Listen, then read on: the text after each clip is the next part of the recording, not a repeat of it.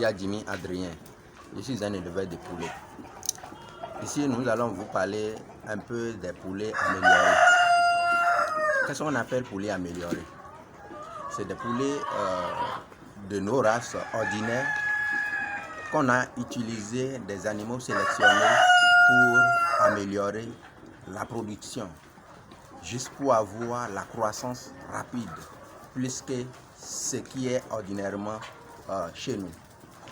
Ici, on a dit l'objectif c'est la croissance des animaux. Et on les met en reproduction, les femelles et les mâles, tous mêlés ensemble. Avec l'entretien, la nourriture, l'entretien du local, tout pour la conduite. Du côté de la conduite, comme on parlait de la conduite, il faut l'observation succincte des animaux au jour le jour pour savoir de quel état ils sont et pouvoir approprier réellement les traitements qu'il faut si peut-être il y a d'éventuelles perturbations au cours de la conduite. Maintenant, avec la conduite, toujours comme nous sommes là, il faut un programme de traitement, de suivi pour les animaux, pour éviter qu'ils soient d'un bout de temps à l'autre tombés malades. Maintenant, pour ce faire, il y a ce point qui est un peu capital que je dois parler, je dois brosser. C'est de ce que les animaux de chez nous, ordinairement, ils sont résistants. Ce qui attire beaucoup de personnes à vouloir aller sur ça. Et on va entendre parler de l'élevage des poulets locaux, des poulets locaux, des poulets locaux. Est-ce que cet élevage garde toujours jusque-là son état de rusticité? Attention, une fois les poules locales sont mis en claustration, c'est-à-dire vous clôturez quelque part, vous les mettez dedans, ou bien dans un enclos, alors ils commencent à partir du jour à perdre leur pouvoir d'immunité. Pourquoi? Parce que quand ils étaient en divagation, personne ne prenait pas soin d'eux. Ce sont eux-mêmes qui se cherchent. Ils savent à quel moment se déparasiter, quelle feuille utiliser, tout ça là, ils savent ça instinctivement. Les instincts les guident par rapport à cela. Mais une fois qu'on les met en claustration, ça veut dire que ce pouvoir-là a commencé à être arraché. Ça commence à diminuer. Du coup, si vos poulets ordinairement à la maison faisaient, par exemple, 3 mois avant que vous ne sentez quelque chose avant, attention, avec 2 semaines, avec 3 semaines, vous allez commencer à sentir des malaises, puisqu'ils sont déjà ensemble, ils sont déjà engloutis dans un seul enclos où ils sont là, ils font tous les besoins là, ils mangent là. C'est en ce moment-là tout ce que vous leur donnez qu'ils prennent. Ça veut dire qu'un temps soit peu, leur ADN a été modifié. Jusque-là. C'est ce point-là qui est un peu capital. Je sais que je dois parler un peu de ça à tous mes amis qui pensent faire quelque chose du genre. Maintenant, on est là. Déjà dans la conduite, on a un enclos, on a des parcs dans lesquels on a mis les animaux et tout ça. L'avantage de ce élevage, quel avantage ça peut donner? L'avantage est que les animaux, on a un meilleur contrôle sur eux que s'ils sont en divagation. Et aussi, ils sont là, dans un seul enclos, où ils font tout, vous leur donnez tout ce qu'ils ont besoin pour accroître votre production. Ne serait-ce pour l'avantage toujours sur lequel nous sommes, on a aussi la possibilité de récupérer les débris, les déchets qu'ils ont fait. Si c'est dans un enclos cimenté où on a mis du copeau, donc on peut ramasser les litiers après pour en faire autre usage. Maintenant, si ce n'est pas un enclos cimenté où on peut mettre de la litière dedans, donc tous les fientes doivent être raclés chaque matin pour approprier l'hygiène dans les locales, pour limiter quand même un tant soit peu la propagation des parasites et autres microbes éventuels qui peuvent affecter les animaux. Donc cela pourra permettre alors de garder l'état de santé quand même propre pour une longue durée. Maintenant, comme avantage toujours, on est sur ce point qu'on va utiliser les litiers à part, et aussi on a la croissance des animaux qui est un peu plus rapide puisqu'ils sont là, ils sont nourris, ils ne parcourent pas de longues distances pour quand même faire perdre tout, pour dispenser toute l'énergie qu'ils ont gagnée de ce qu'ils ont mangé. Et à partir de là, comme j'ai parlé de meilleur contrôle avant sur les animaux, et là aussi, quand il y a des poussins, c'est mieux pour vous de les garder comme ça que de les laisser en divagation. Puisque là, vous les protégez déjà contre les prédateurs et en tant soit peu aussi, vous prenez soin normalement de ces petits qui vont sortir de la reproduction. Et aussi, dans un enclos claustré où vous avez les animaux en reproduction, le nombre d'œufs qu'ils vont vous produire peut varier suivant le système que vous adoptez pour la production. Pour un débutant, par exemple, qui n'a pas encore de moyens pour évoluer avec des couveuses, tout ça là, il peut mettre en place son noyau reproducteur à qui il va laisser les œufs aux poules même.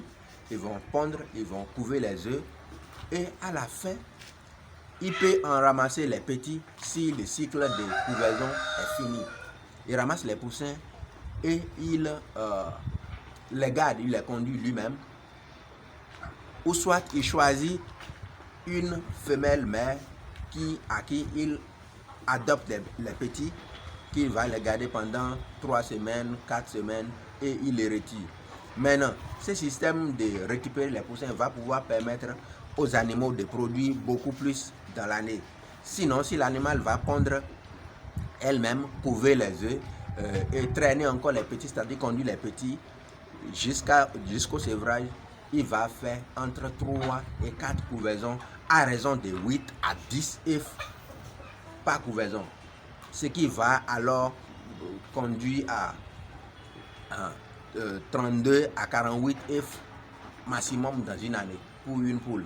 Alors que si l'animal couvre les œufs, il y a l'éclosion, on ramasse les petits tout d'un coup et on en fait une conduite au niveau de la poussinière. Alors ça monte le nombre de couvaisons dans une année à raison de 4 à 5 couvaisons.